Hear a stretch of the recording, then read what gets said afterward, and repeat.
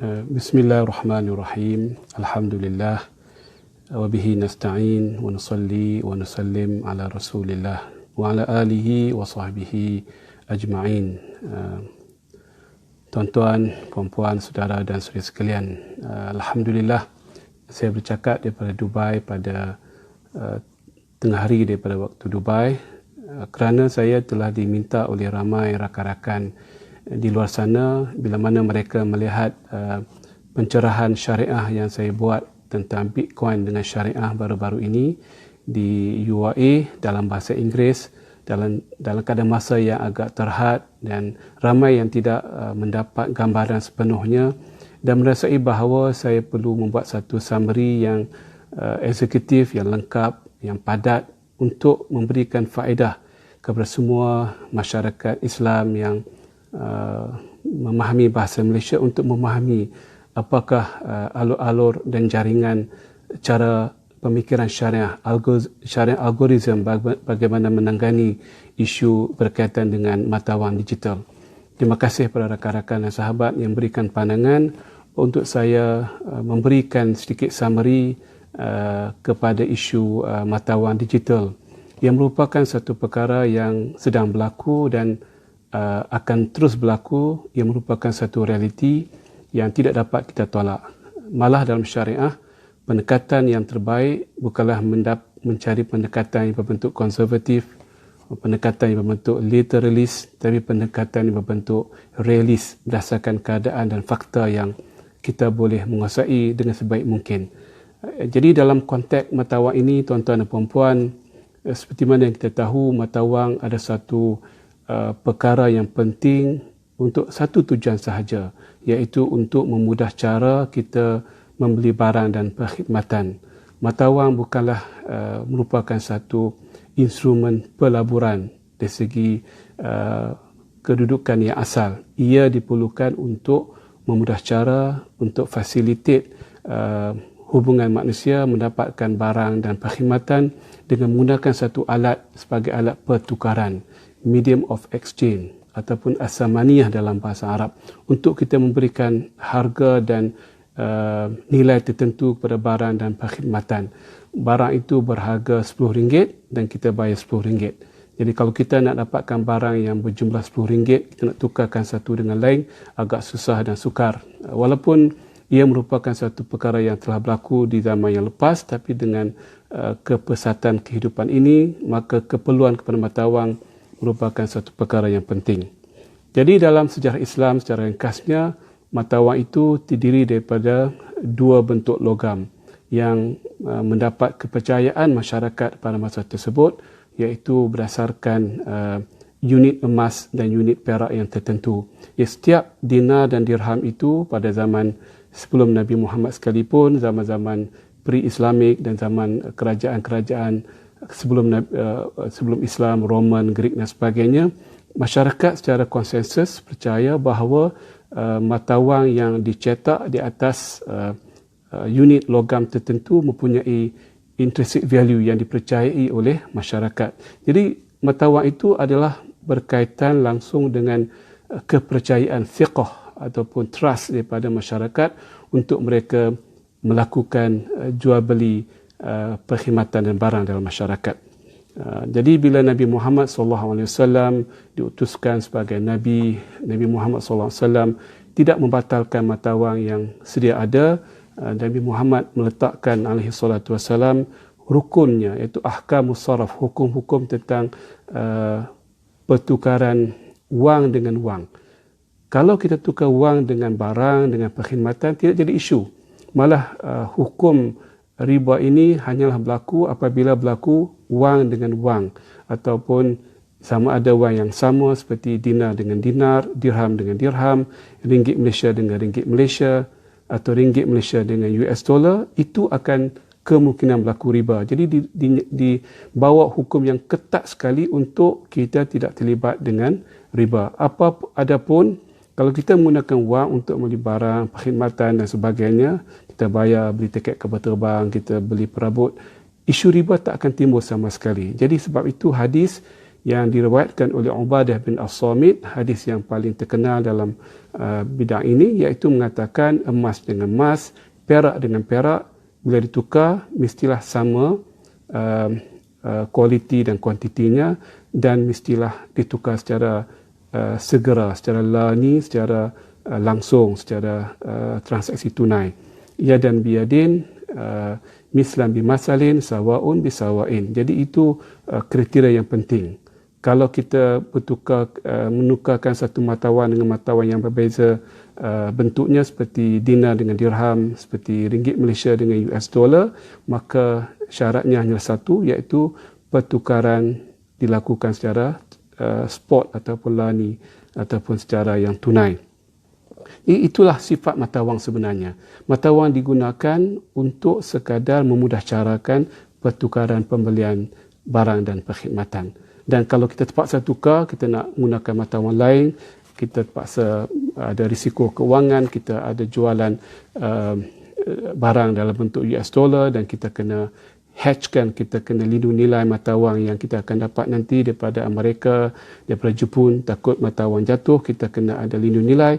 Kita perlu ada cara-cara hedging ataupun tahawud ataupun melindung nilai semata wang itu tidak menjejaskan keuntungan dan cost production kita. Jadi mata wang walaupun merupakan satu perkara yang sepatutnya tetap, tapi tidak berlaku begitu berdasarkan demand and supply, berdasarkan kepercayaan masyarakat kepada suatu mata wang, kekuatannya dari segi ekonomi, GDP, inflasi, geopolitik, kestabilan ekonomi dan politik dan sebagainya. Mata wang juga terdedah kepada risiko naik dan turun. Kerana dalam hidup kita ini semuanya akan ada naik dengan turun, melainkan Allah Subhanahu Wa Taala sifatnya sifat yang kekal selama-lamanya. Kullu man 'alaiha fanun wa yabqa wajhu rabbika dzul jalali wal ikram. Itu konsep bahawa apa sahaja mata wang, ke emas sekalipun, ada risiko yang tinggi naik dan turun dalam kehidupan selama-lamanya. Jadi tuan dan puan berbalik kepada tajuk kita ini. Kalau boleh bagi sikit komen kalau suara tak jelas, kalau visio pun tak jelas, kalau perlukan saya cakap dengan perlahan sikit, tolong berikan komen supaya saya dapat mengikuti jejak mengikuti penerimaan tuan-tuan dan puan-puan sekalian. Jadi emas itu merupakan asal kepada dinar, perak merupakan asal kepada dirham. Tapi adakah itu merupakan syara syariah? Kata ulama tidak semestinya, kerana dalam hadis tersebut disebutkan emas dengan perak sebagai asas kepada asamaniyah, kepada kematawangan kalau dalam bahasa lain. Untuk menjadikan satu perkara itu wang, dia merupakan satu perkara yang boleh menjadi alat pertukaran. Maka ulama mengatakan sebarang perkara yang diterima oleh masyarakat sebagai alat perantaraan, medium of exchange, dianggap sebagai wang. Apabila perkara itu diterima oleh masyarakat dan sama uruf kawasan, kampung, negeri, negara, global, itu berdasarkan level-level penerimaan masyarakat, maka itu dianggap wang. Kalau ianya dianggap wang oleh satu masyarakat, satu komuniti, maka ia tertakluk kepada hukum riba yang ada dalam hadis ini, iaitu hadis Ubadah bin Samit. Itu sahaja maksud hadis tersebut. Kalau ianya merupakan wang, asamaniyah, kematawangan, dari segi sifatnya, dari ilahnya adalah kematawangan, maka ianya tertakluk kepada hukum riba, iaitu nak tukar boleh tapi kena sama bentuk, sama kualiti dan kuantiti, dan sama hari masa pertukaran. Kalau sama, kalau berbeza, fa iza ikhtalafat hazil asnafu fabi'u kaifa syi'tum idza kana yadan biyadin. Bila berbeza bentuk seperti emas dengan perak, mata wang ringgit Malaysia dengan US dollar, boleh kita jual selama ianya berbentuk lani. Fabi'u kaifa syi'tum idza kana yadan biyadin, tangan ke tangan, kata Nabi Muhammad sallallahu alaihi wasallam. Berbalik kepada mata wang digital pada hari ini, adakah mata wang digital merupakan mata wang yang tidak cukup syarat-syaratnya yang boleh dianggap sebagai kematawangan ataupun to be deemed as a currency of the transaction, the medium of exchange dalam masyarakat pada hari ini? Jadi timbul perbincangan yang agak intensif, perbincangan yang sihat, yang healthy, sebab kita nak menjaga kemaslahatan pengguna mata wang digital ini, sama ada di Malaysia ke di luar Malaysia ke, supaya tak tertipu dan tidak ada unsur syariah yang tidak jelas. Jadi ramai orang masih buat kajian apakah hukum dari segi syariah kepada mata wang digital, sama ada Bitcoin, sama ada Ether, sama ada bentuk-bentuk mata wang yang bentuk kripto berdasarkan teknologi yang agak kemas dari segi kedudukannya, sebab mata wang digital ini dia punya kekuatannya bukan bentuknya, bukan penciptanya, bukan komuniti yang menerima mata wang tersebut. Ia ada kekuatan dan ada kelemahan, tetapi yang menjadikan mata wang digital yang agak luar biasa kerana ianya disokong oleh teknologi blockchain. Teknologi blockchain, teknologi yang paling mampan sehingga sekarang ini, yang boleh merekodkan sebarang coding dan sebarang maklumat tentang suatu perkara yang tidak boleh diubah sampai hari kiamat. Itu konsep blockchain yang kita pun kurang faham. Kita kena tanya orang-orang yang pakar, tapi berdasarkan textbook, berdasarkan penerangan dan penjelasan ramai pakar-pakar yang secara konsensusnya memberitahu bahawa blockchain adalah satu teknologi yang cukup mampan dari segi mensabitkan satu keadaan. Kita boleh gunakan blockchain untuk Quran, untuk sunnah, untuk data kehidupan kita, cara kita spend the money, cara kita behavior, cara kita berfikir. Kalau di blockchain kan, ia akan tetap sampai bila-bila. Kalau nak ubah memang susah dan memerlukan semua orang bersetuju untuk mengubah data tersebut, satu perkara yang agak sukar dilakukan. Seperti mana dalam hadis mutawatir. Kalau sampai peringkat mutawatir, ramai orang sahabat meriwayatkan tersebut, para tabi'in dan tabi'in, susah kita nak beritahu Quran itu tidak ada, sebab itu perkara yang diterima oleh masyarakat Islam generasi ke generasi. Quran itu diturunkan secara berperingkat-peringkat. Itu juga blockchain dalam konsep bahawa sudah didatakan begitu dan tidak boleh kita ubah sampailah hari ini.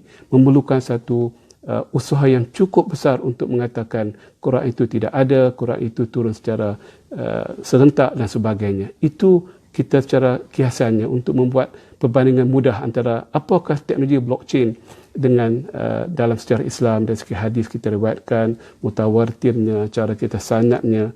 Chain itu ada sanad dan kita kena refer balik kepada sejarah kita itu. Ini cara pembuktian suatu perkara itu berdasarkan teknologi semasa. Zaman dulu sanad, kepercayaan, kita kenal orang itu, kita tahu dia pernah jumpa dengan sahabat, dia jumpa dengan tabi'in, dia riwayatkan hadis, kita ikuti dia punya perjalanan sanad atau chain tersebut, chain, rantai-rantai sanad tersebut. Begitu juga zaman sekarang dengan teknologi, dengan codingnya yang menjadikan segala-galanya lebih hebat dan lebih mempan dalam membuktikan bahawa blockchain itu real dan benar dan dapat dibuktikan pada bila-bila masa sahaja dengan mudah disebabkan satu teknologi yang ada, disebabkan kemampuan manusia mencipta coding dan juga blockchain itu gabungan antara internet, pengkalan data dan juga satu teknologi yang di-chainkan, satu blok dengan blok campur jadi satu himpunan data yang mantap. Jangan tanya saya banyak-banyak sebab itu bukan kepakaran saya, tanya orang yang pakar. Saya punya penghujahan berdasarkan keterangan pakar-pakar yang telah membuat kajian tentang blockchain. Dan saya juga di syarikat saya di Dubai ditanya oleh pelabur-pelabur Islam di Saudi in particular, mereka ingin melabur dalam syarikat yang membuat perlombongan Bitcoin. Mereka tidak membeli Bitcoin, mereka ingin melabur dalam syarikat yang membuat mining, coding kepada Bitcoin. Dan syarikat saya dengan rakan-rakan di Dubai telah membuat kajian yang agak intensif dan Alhamdulillah selepas beberapa bulan kami telah mengeluarkan fatwa, mungkin fatwa yang pertama dalam konteks planet ini, membenarkan Bitcoin dilabur dalam konteks saham syarikat yang membuat Bitcoin tersebut. Kalaulah kita boleh melabur dalam syarikat yang melombong pengeluaran Bitcoin, begitulah hukumnya kepada asas kepada syarikat tersebut, iaitu mengeluarkan Bitcoin untuk dilagani oleh mereka yang percaya bahawa Bitcoin itu mempunyai satu sifat kematawangan ataupun sifat bentuk currency di masa hadapan. Jadi Alhamdulillah saya dan juga pengurusi penasihat syariah di Amani iaitu Dr. Ali Al-Ghari, seorang tokoh ulama yang terkenal di dunia, dan juga lagi 2 orang tokoh ulama di Kuwait dan juga di Qatar, bersama-sama saya dan 4 orang kami telah mengeluarkan fatwa. Kita bincang bab itu kemudian nanti, sebab fatwa ini fatwa yang berbentuk private, yang berbentuk diberikan kepada klien tertentu. Jadi peringkat negara, peringkat masyarakat, umat dan global sepenuhnya, kita kena meraihkan fatwa-fatwa daripada pihak tertentu yang ada autoriti yang jelas dalam konteks Bitcoin ini, sama ada peringkat penyelia regulator seperti Bank Negara, Suruhanjaya Security, di JAKIM dan sebagainya. Jadi kita kena memberikan peluang bersemua pihak membuat kajian yang sebaik-baiknya, semasak-masaknya untuk memberikan alasan mereka, sebab ini perkara baru, mungkin ada cara pandang yang beza, cara pandang yang berdasarkan data yang tertentu, dan mungkin ada sikit sebanyak perbezaan pandangan. Itu biasa dalam fiqh. Tidak boleh kita jadikan sebagai isu untuk kita menjadikan dunia sempit, hitam dan penuh dengan keadaan negatif. Islam itu adalah satu perkara yang lebih luas daripada ilmu kita, luas daripada pandangan peribadi kita. Kita kena luaskan, kita kena selesakan hati kita. Syariah itu mempunyai jawapan yang banyak dalam satu perkara. Kalau tak percaya, tengoklah kitab-kitab fiqh yang lepas. Satu perkara banyak pandangan, dan itu bukan merupakan isu yang besar. Isu yang besar attitude kita, sikap kita dalam meraihkan perbezaan pandangan. Jadi dalam konteks matauan digital ini, even dengan para ulama pun timbul isu-isu yang agak terlalu dalam dan terlalu teknikal. Dan saya berasa menjadi tanggungjawab saya untuk mengambil satu demi satu dan membuat hujan yang ringkas, sebab ini bukan ceramah, yang bukan satu perkara yang lebih, ini hanyalah social media untuk kita nak bertukar-tukar pandangan, ya tuan-tuan dan puan-puan. Yang pertamanya, ramai mengatakan bahawa Bitcoin ini atau pemantauan digital ada ketidaktentuan yang jelas, ada risiko yang kuat. Satu hari mungkin dia akan hilang, dia tak dapat diterima oleh masyarakat, dan itu merupakan satu gharar, satu perkara yang ketidaktentuan, jahalah, ignorant. Dan semua orang memetik hadis Nabi melarang kita melakukan perkara yang gharar, perkara yang jahalah dan sebagainya. Di sini satu mistake bagi saya, minta dengan izin. Yang pertama, kita merasai itu adalah gharar, sedangkan kita tak dapat bezakan apa beza gharar dengan khatar, ketidaktentuan dengan risiko. Syariah membezakan antara ketidaktentuan dengan risiko, al-khatar atau makhatir dalam syariah. Jadi itu perkara yang pertama. Setiap perkara atas dunia ini ada risikonya, dan kita tidak dapat membasmikan ataupun detach atau dealing, kita keluarkan link dengan risiko. Even tanah pun, kita beli tanah, beli kereta, beli saham, beli sukuk, beli emas pun ada risiko naik dan turun. Dan mata wang sekalipun, mata wang moden hari ini, setengah-setengah negara, mata wang itu ada risiko yang cukup tinggi kerana keberhutangan yang tinggi, hampir muflis, mungkin terpaksa keluar mata wang yang baru dan sebagainya. Satu negara yang ada di atas muka bumi ini, kalau segi risikonya, tak perlu saya sebut nama, boleh buat kajian, dia punya keberhutangan dia lebih daripada 100 kali ganda dengan GDP dia. Maknanya kalau dia dapat melakukan production sebab selama 100 tahun pun tidak dapat membayar hutang kepada hutang-hutang luar negara. Negara yang kecil, satu pulau yang kecil, tetapi mata wangnya itu diperniagakan juga, dan ada risiko. Orang yang percaya dia ambil mata wang, tapi ada yang tak percaya dia akan ada risiko yang tinggi. Jadi risiko bukanlah muasir, bukanlah menentukan hukum dalam syariah. Yang menentukan hukum adalah gharar, ketidaktentuan. Kita beli barang itu, clear tak barang itu. Dia punya cara kita nak dapatkan, cara kita nak jual balik, di mana kita boleh serahkan, di mana boleh dapat, siapakah penjual, siapakah pembeli, apakah nilainya. Itu adalah keperluan syariah, supaya tidak ada ketidaktentuan, tidak ada kejahilan al-jahalah dalam satu perkara. Adapun perkara itu ada risiko yang tinggi, jangan kita beli takut ada kerugian, ada kejatuhan ataupun ada risiko hilang nilai.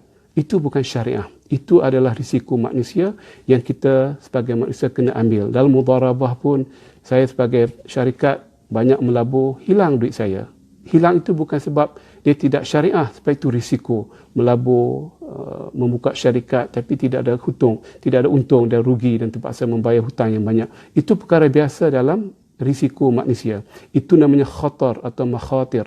Jadi dalam perbincangan syariah kadang-kadang timbul orang tak faham risiko ni akan rugi, akan mungkin tidak ada nilai satu hari nanti. Itu bukan gharar, itu khatar. Jadi kena bezakan dan kena faham betul-betul apa makna gharar. Gharar, kita beli barang, tapi barang itu tak jelas bentuknya. Bukan barang itu tidak nilai, bukan barang itu tidak ada nilai yang akan selamat sampai bila-bila. Itu bukan kedudukan syariah. Itu adalah risiko yang kita kena mengambil dalam membeli sebuah barang, IP, teknologi, handphone.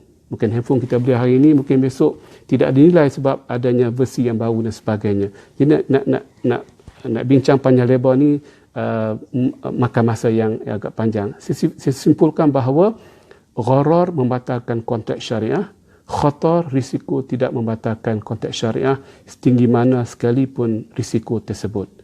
Sebab risiko itu adalah satu fitrah Allah Subhanahu Wa Taala yang Allah campakkan ke atas muka bumi ini, yang perlu ada dan memang ada dalam setiap kontrak yang kita lakukan. Tapi gharar kita kena perangi, kita kena teliti dan atasi dan semua kontrak yang melibatkan barang dengan perkhidmatan.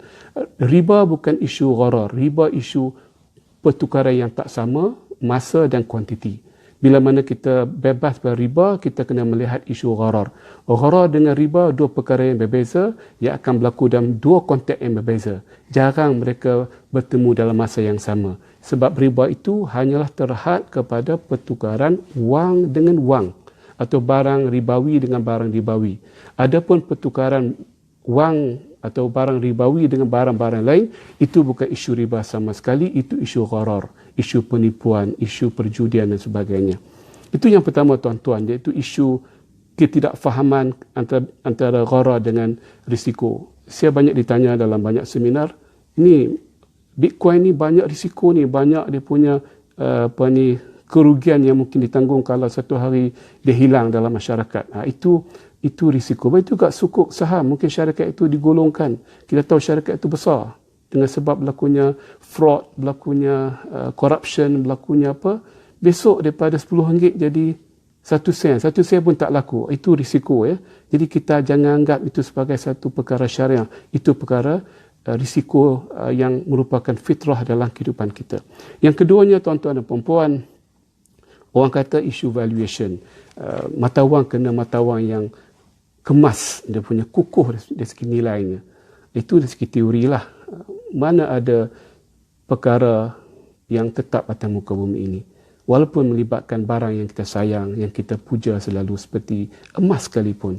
Disebut Al-Quranul Karim, disebut sebagai satu perkara yang paling tinggi dan ramai orang percaya kepada mata wang itu kena berasaskan kepada emas. Itu pandangan ramai dan saya tidak beriman dengan pandangan tersebut. Mungkin masa depan saya akan bincang kenapa zaman sekarang pada hari ini emas tak sepatutnya dijadikan sandaran kepada mata wang.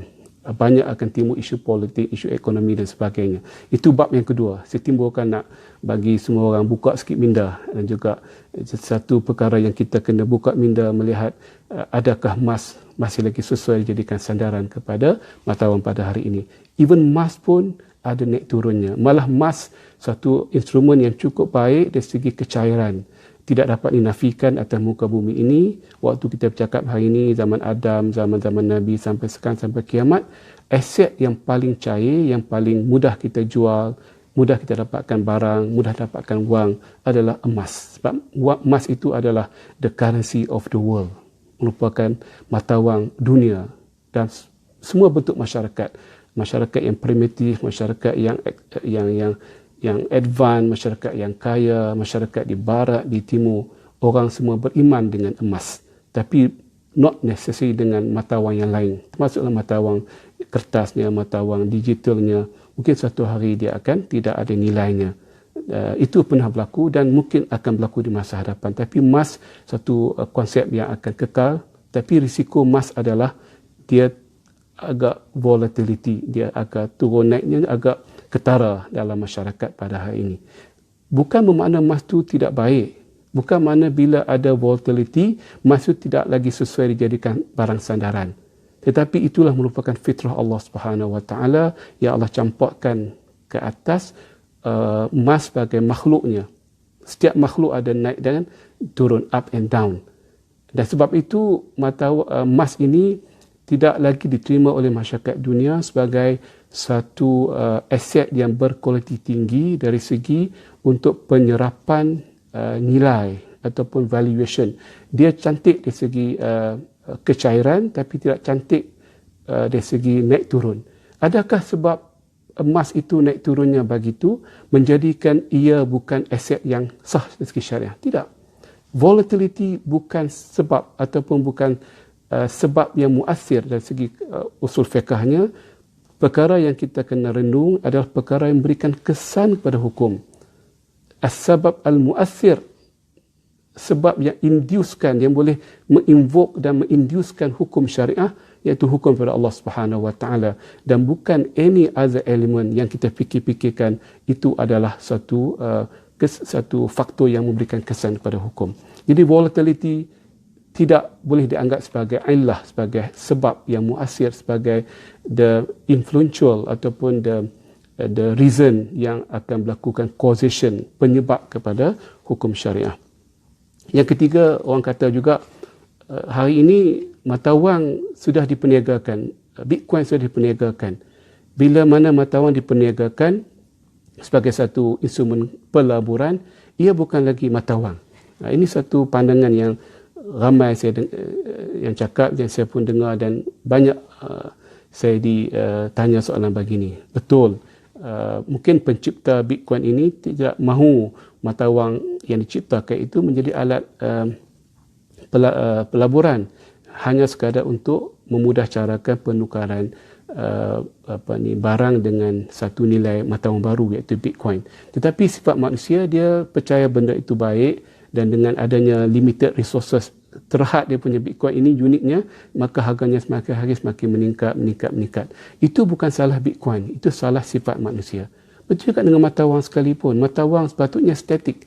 Tidak ada beza RM1, $1 dengan RM3 Malaysia ringgit, itu satu perkara yang sepatutnya tetap.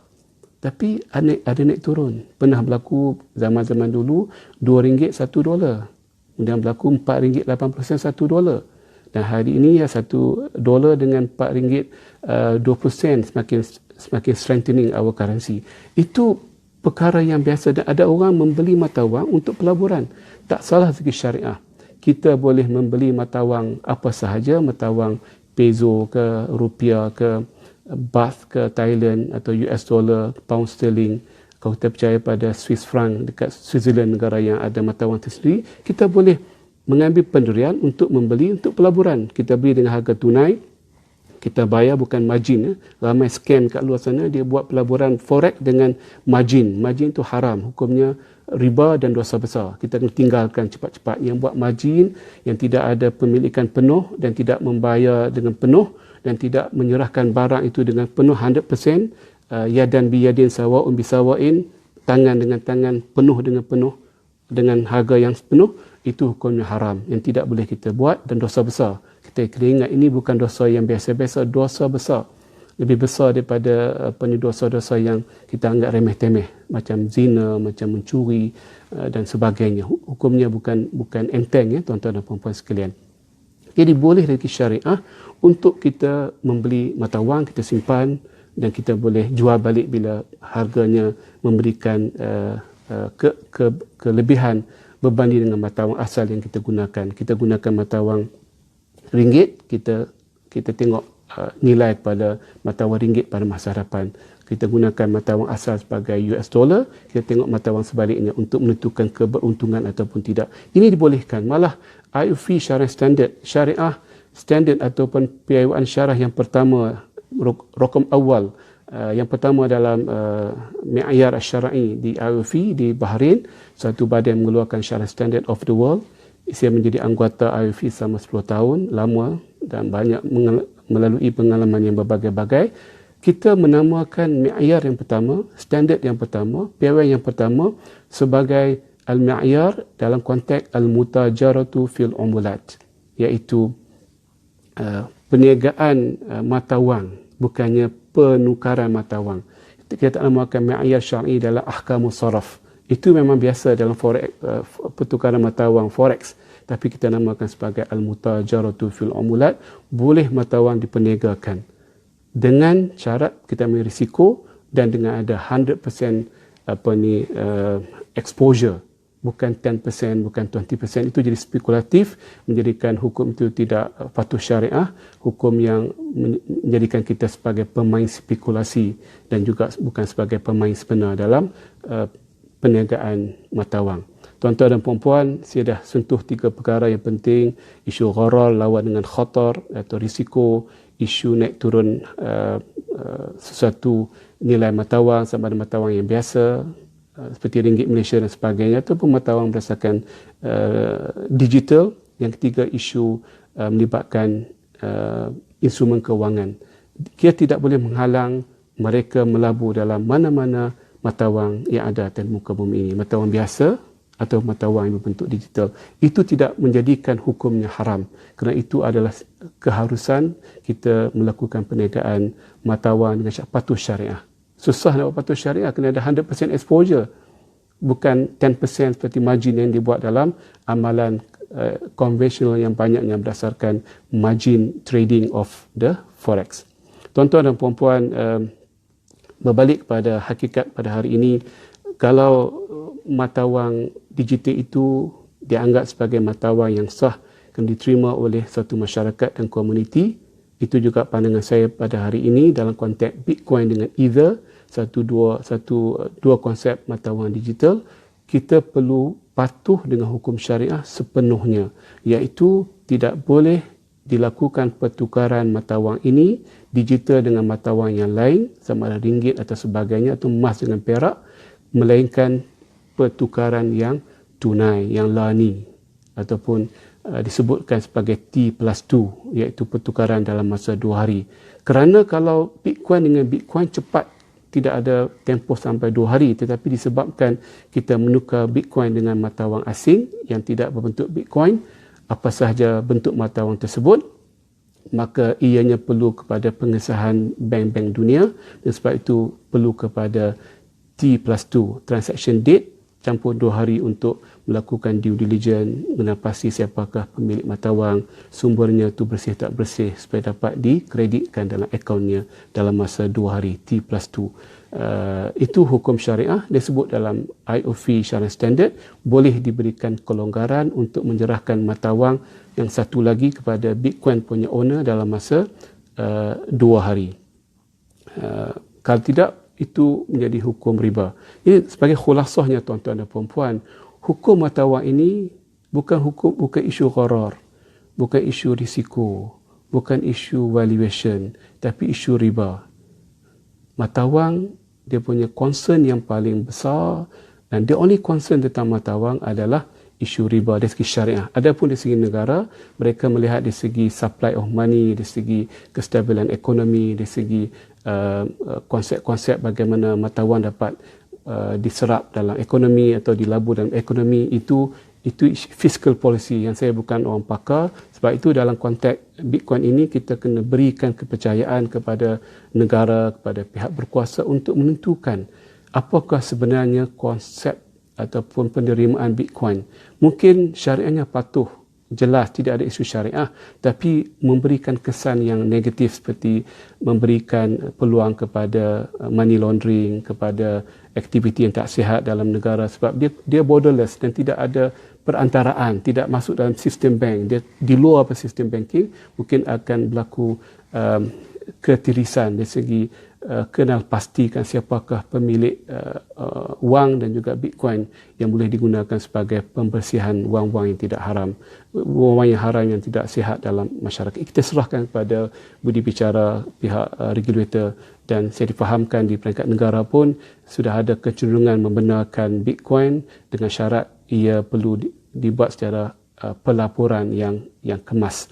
Mesti ada konsep reporting kepada pihak tertentu. Ini satu pendekatan yang cukup menarik, kerana Bitcoin ini mungkin memberikan masalah yang besar kalau tidak dikawal selia. Saya punya talk pada pagi ini atau petang ini adalah berkaitan dengan letak pandangan syariah sahaja.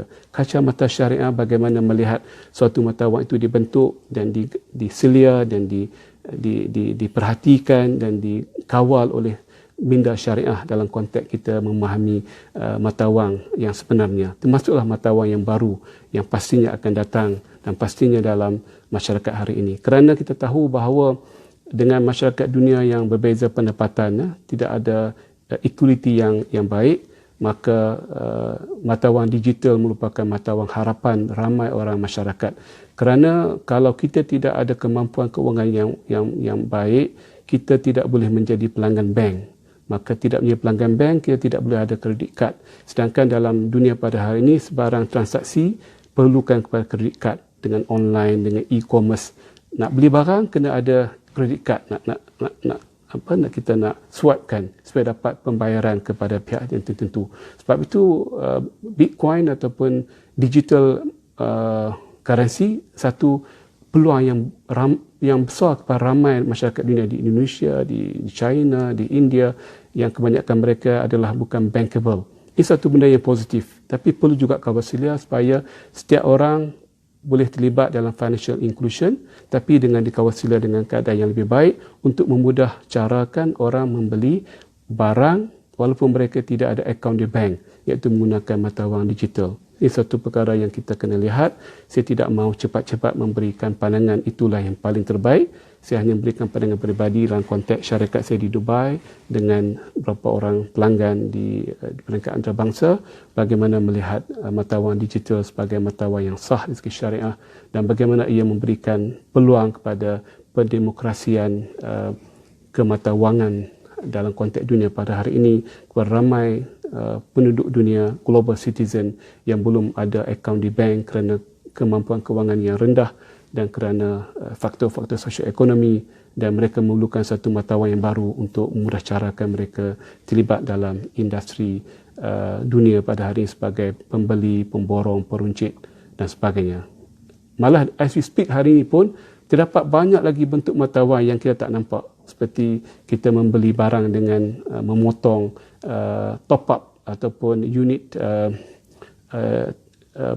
percakapan dalam handphone kita. Banyak negara mereka boleh beli barang dengan kita kurangkan RM100 equivalent talk time dengan kita mendidakkan masa tersebut daripada handphone kita, dan pihak penjual boleh membuat claim kepada pihak syarikat telekomunikasi dengan menukar unit time ataupun masa bercakap dengan wang. Itu juga bentuk mata wang yang baru.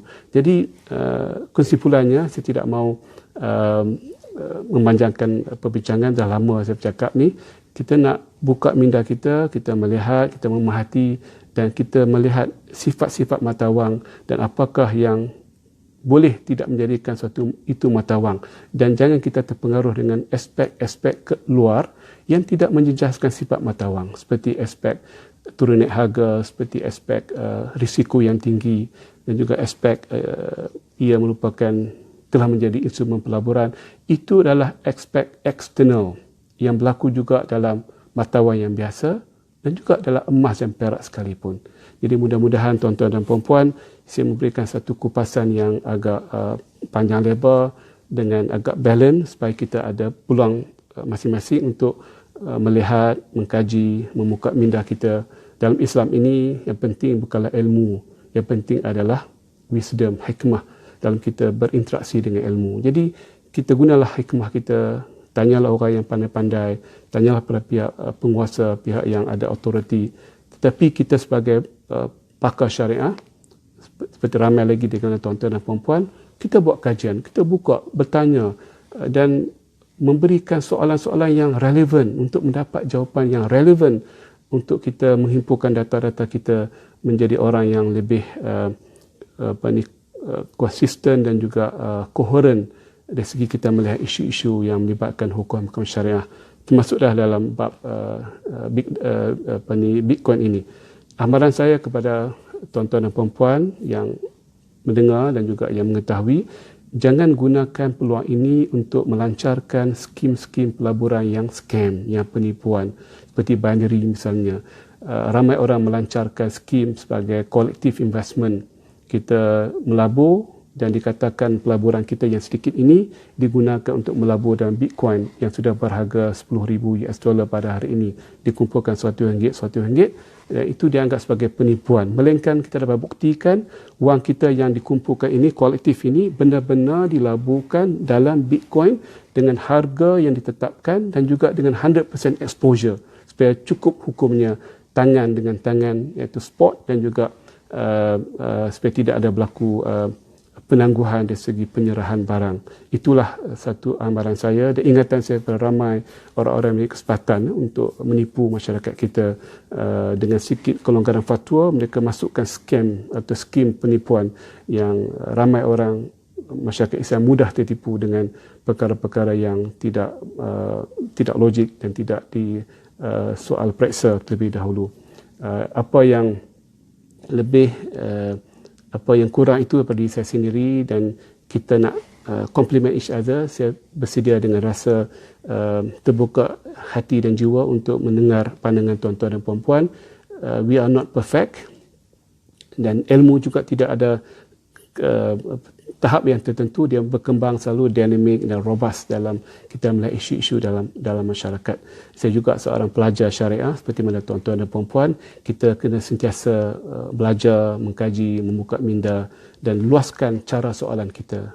The right question will open up the right answer to most of the question yang kita rasa was-was dan rasa syubhah dalam kehidupan ini.